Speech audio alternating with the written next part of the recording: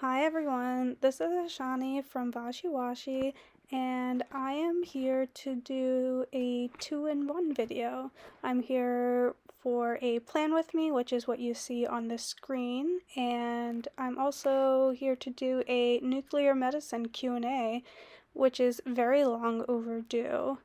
I decided to do it this way because I attempted to film a Nuc Med Q&A a couple of times, but I don't feel very comfortable on camera, and there was always something wrong with each of the videos I filmed. So instead, you can see me planning the week of January 9th, and I'll just be talking over it with some questions that I got about nuclear medicine from Instagram and from YouTube.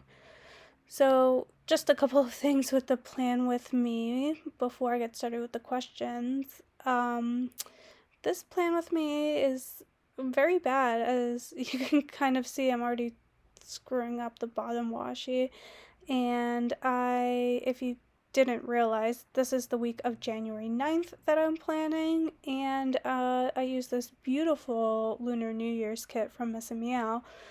But Lunar New Year's was not this week. I got the week wrong.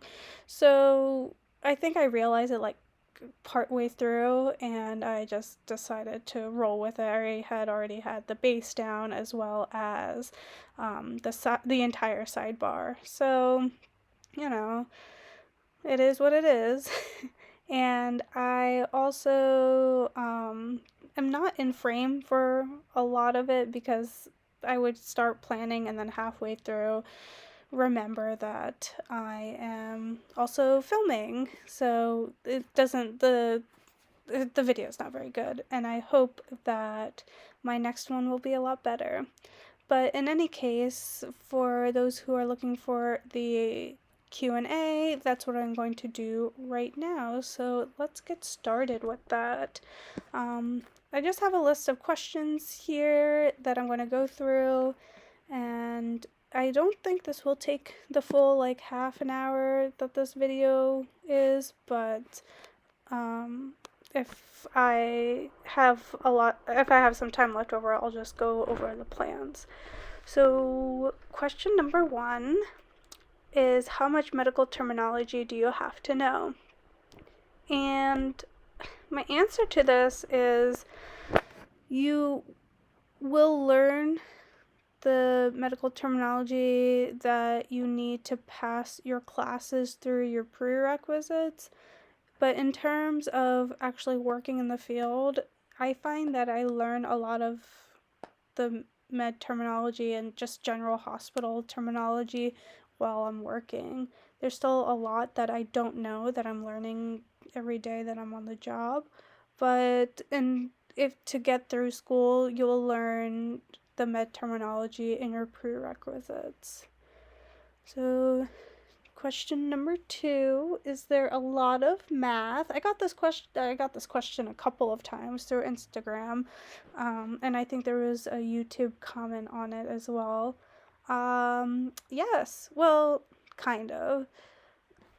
There is a lot of math in the sense that you will have to convert. There's a lot of like pounds to kilograms, or like millicuries to becquerels. You also have to know the universal decay equation, and you have to be calculating half-lives. So in that sense, that there is a good amount of math, but the math is not terribly difficult. It's not a calculus level math. I would say it's intense algebra is what you need to know to get through the program. There is some like physics involved, like nuclear physics, that you'll have to learn, but the math itself is not intensive. I don't even think that you really need like geometry. It's mostly algebra. So, yeah. And it's not, math in nuclear medicine is not one of those things where you can not know. You can try to like skirt by without, because it shows up a lot on your boards.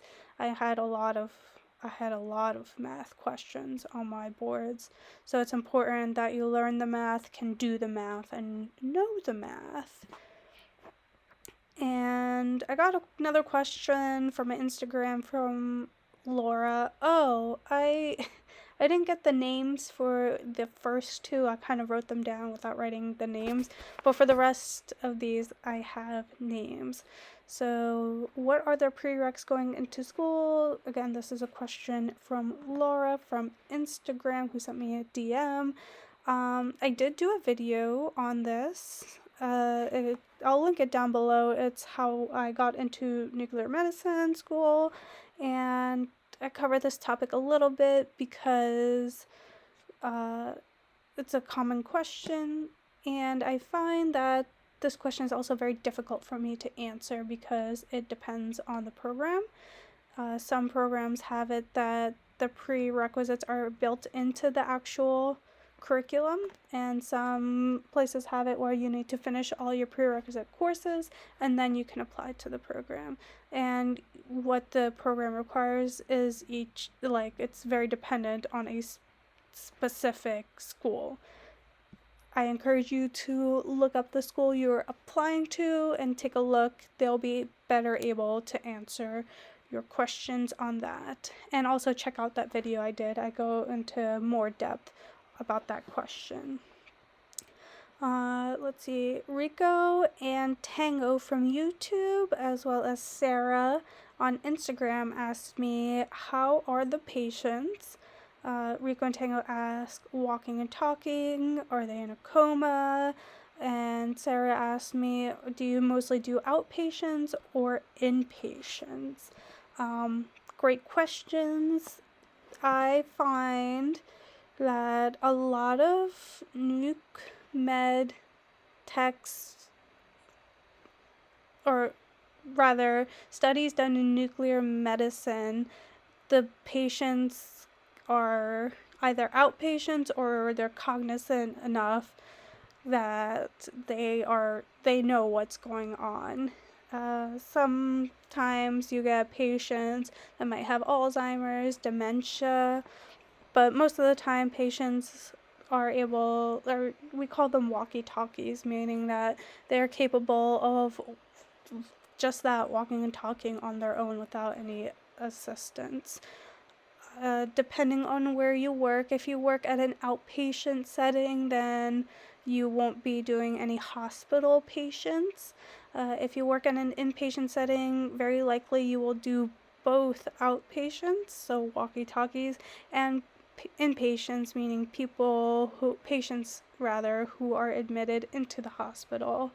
The inpatient studies come on like a work queue kind of basis where doctors will order them and you are expected to complete them in a timely manner.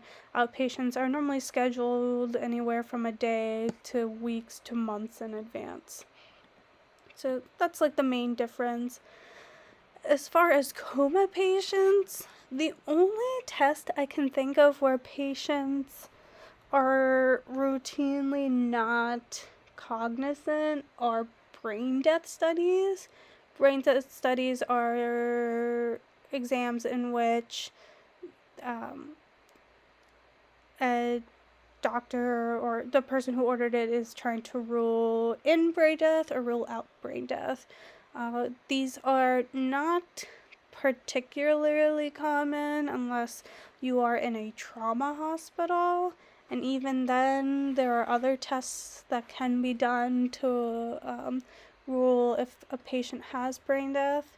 So that's really the only study that I can think of, and oftentimes patients, when they're incapacitated in this manner, when they come to your floor, it's literally like an entourage. You have multiple nurses, you often have respiratory therapy.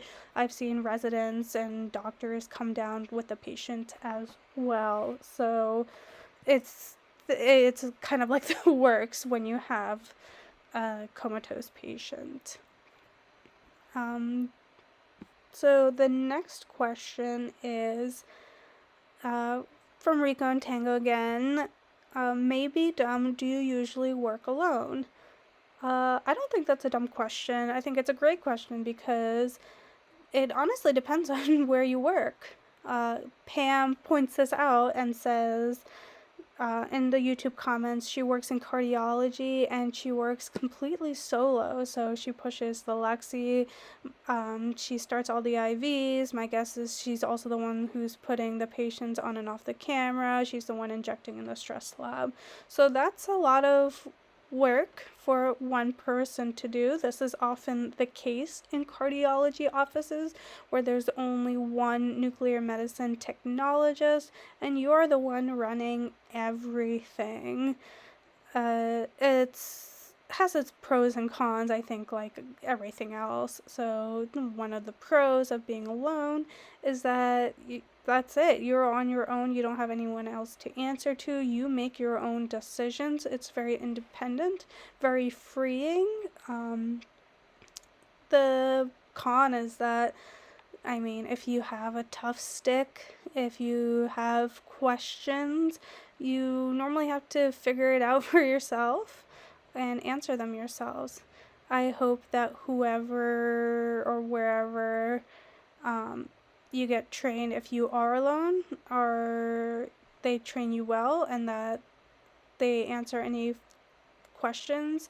And very likely, even if you are working by yourself, you're not alone. You can call, there's other people you can call. You might work for like a company that does cardiac, so you can rely on someone else if you have a question on how to like work something on the camera, or if you need proper like timing intervals or something. But I've also seen in small hospitals where you might be the only nuclear medicine technologist, meaning that you do all the, like any studies that come in that need nuclear medicine, you are the only person that can do them. Oftentimes in this, you're in charge of everything nuclear medicine related. You're in charge of ordering all the doses. You are in charge of doing all the quality control on the cameras, and such. So it's important to know before you start your first job where, if you will be alone or not. And normally the job will tell you, or it's a really good question to ask, like how many techs you will be working with, or in what kind of capacity are you like needed within the facility. So for example, if you're in cardiology like Pam is, will you be the one starting all the IVs and doing all the injections? Or sometimes I've heard that there's a nurse that comes, starts the IVs, and you just do the injections and put the patients on the camera, and the nurse does everything else. So it's important to know before you get started what that looks like. And this can also depend on the hospital and such. So if you work at a larger acuity hospital or trauma hospital, very likely you will not be the only tech there. I've seen departments where they have 20 technologists, so it really depends on where you live and what specific place you work for. Right. So I have one more question. It's kind of a general question from, I would say, the greatest username ever. The username is ZeldaXD18, and they just ask about any tips, advice, suggestions on how to prepare myself mentally. And I mean, they asked this like a year ago. They're probably already graduating, but I have just 3 key points that I'm going to go over for any future students. So, number 1 is to study. Do not think you can get away with not studying in this like intense curriculum. I've my program director used to say, if you are not sleeping, eating, or at clinicals, you should be studying. So there's just so much material. There's all new material because I can probably guarantee you none of you knew the half-life of any radioisotopes before you started this program. So this is all new material. It's all very important material, and in order to pass your classes and to pass your boards, you need to study hard. Vanessa Woods on YouTube, she is also a nuclear medicine technologist. Her videos are phenomenal, and she mentions a study technique that she used that one of my, I can't remember if it was one of my former classmates or someone who graduated the year before me used. But the technique, this is just a quick overview. So you have the reading material. You read it all the way through. Don't take any notes. And you go back. You read it again, and you write down any single question you can think someone will ask about the notes. So you read it all the way through, write a bunch of questions down.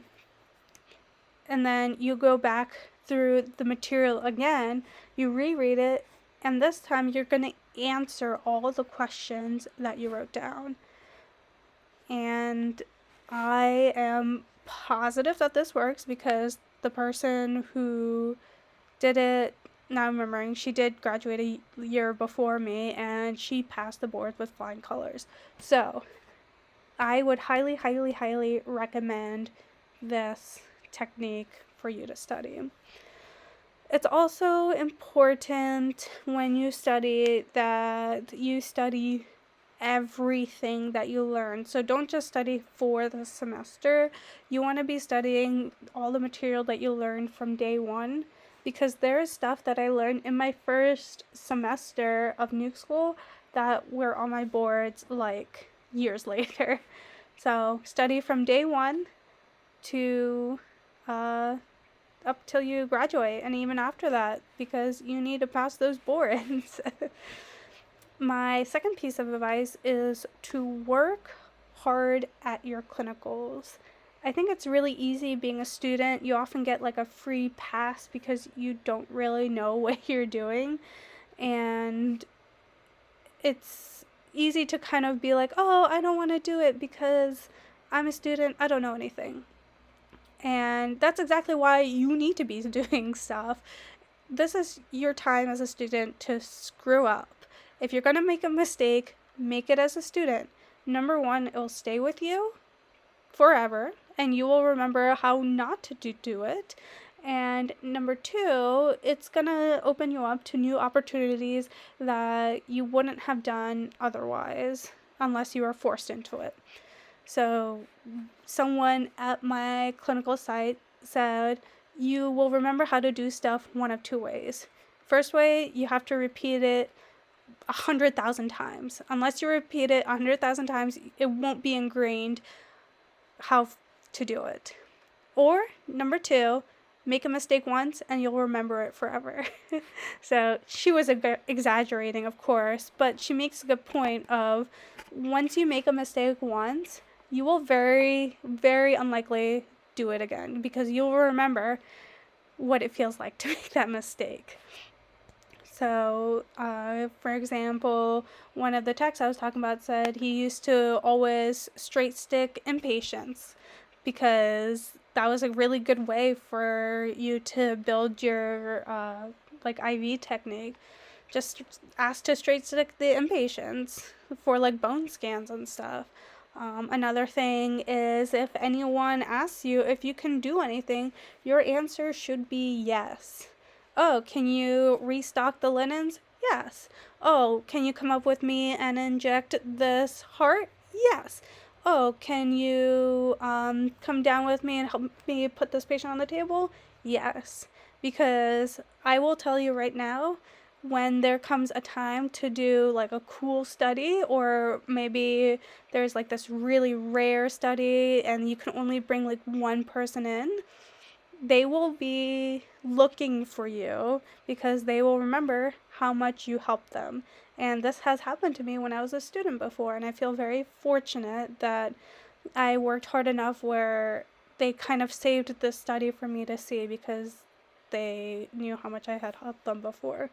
So, the moral of the story, the answer is always yes, and just do as much as you can. It's okay if you make mistakes because now is your time to learn from them.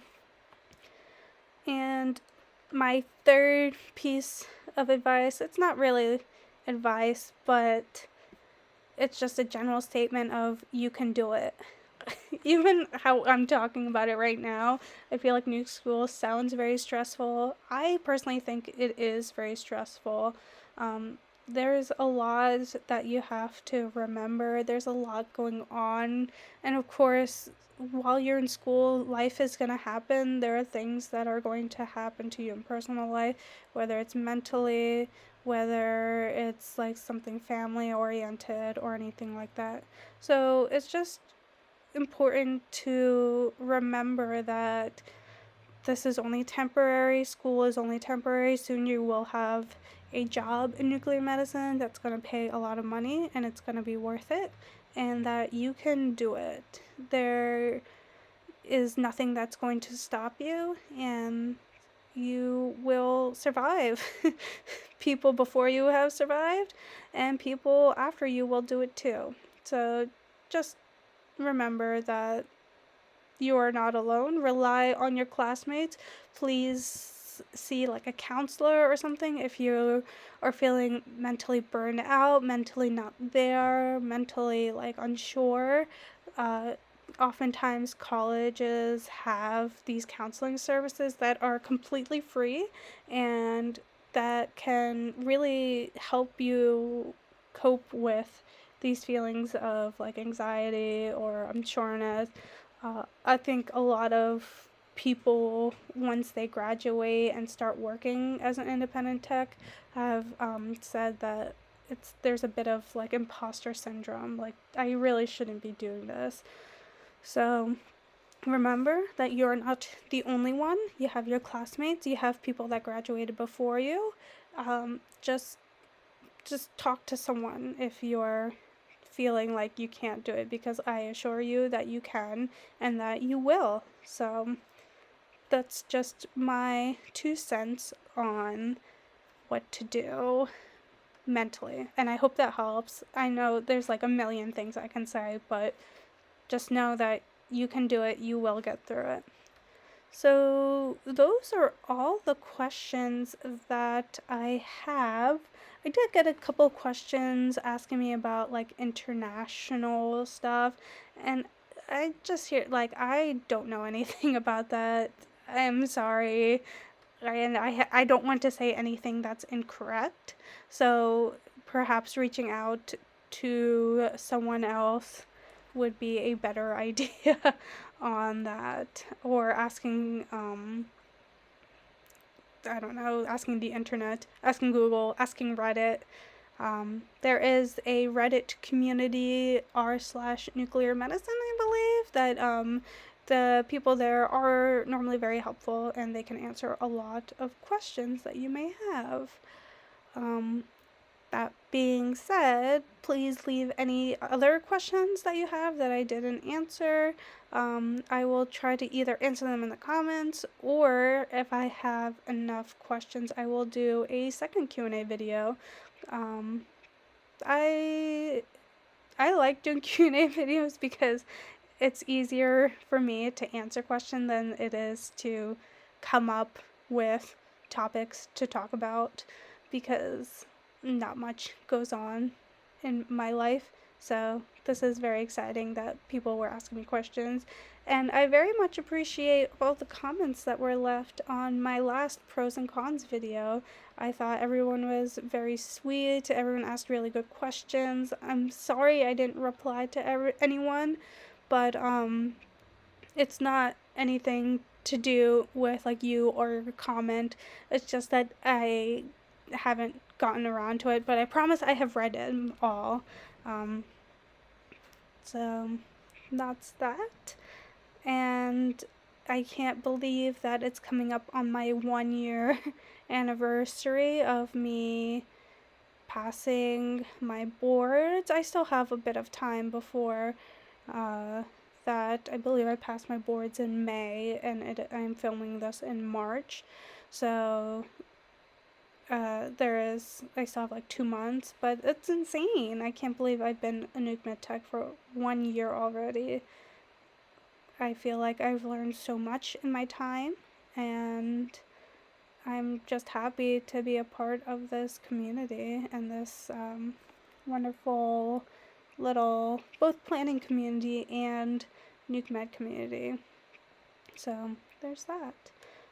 That being said, I'll try to go through like the rest of my plans and the stickers that I used. Where am I right now? I'm on Saturday. Oh, I feel like it's kind of hard to tell with like the sizing of these, but I am in a B6 planner. I had already decided to make the switch after I was really struggling to fill my A5 wide planner. I don't do enough in a day to warrant an A5 planner. A lot of my days are me going to work, coming home, cooking, taking a nap, or going rock climbing. I do the same things like on a day-to-day basis. It's really on like Friday, Saturday, Sundays that I do like different stuff. So I decided to do a B6 planner.